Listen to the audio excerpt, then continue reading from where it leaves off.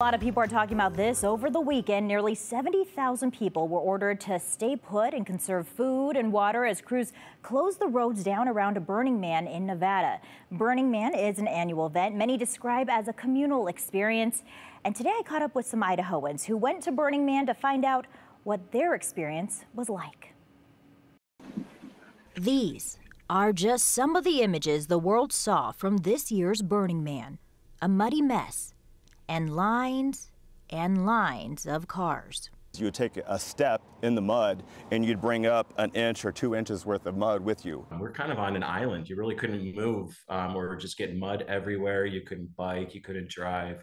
Heavy rains flooded the area and stopped some people from leaving. Once it started raining, the city, which has its own organization, issued a shelter-in-place order. And once that happened, I think a lot of people freaked out because they were worried they weren't going to be able to get out. So they decided to leave right then. And unfortunately for them, it made the situation far worse because they were driving on the roads that were freshly rained upon, digging huge ruts into the road and getting stuck, which if they just waited a couple more days for it to dry out, they would have been fine. But not everyone tried to leave. Oh yeah, look at that.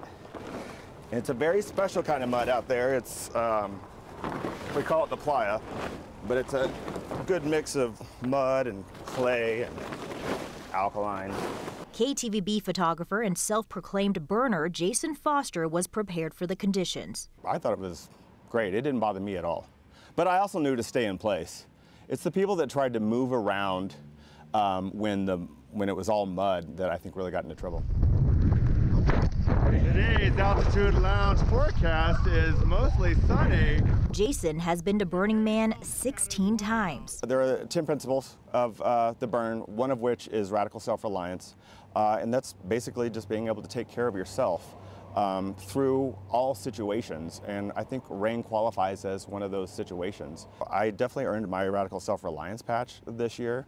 Yeah, I don't think many people were prepared for the challenge of the mix of the rain and the mud coming together. On Saturday afternoon, I walked out into the rain and I'd never seen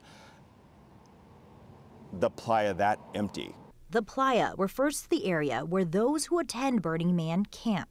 We saw the people that tried to leave and they were just mucking up the playa. For Boise man Mark Radsma, it was his first time at Burning Man. It wasn't as bad as some people said. You're in the desert and it's going to do what it does. So just do your best to live in that situation. I had a blast. The rain became the great equalizer. There's a lot of electric bikes out there. There's a lot of art cars. There's all kinds of things. And the rain destroyed everybody's ability to use those. So everybody was on foot after the rains came. And that's something I really enjoyed. And in the end, this moment still happened, despite the rain or shine or mud, an experience that will forever burn in the memories of all who attended this year's Burning Man. And Jason tells me that mass exodus of cars leaving is actually a typical sight that happens every year because everyone is leaving at the same time. And the only difference, though, is this year was a little more challenging because that day got moved back. And we should also note one person was killed at this year's Burning Man, and they're suspected of dying from drug intoxication.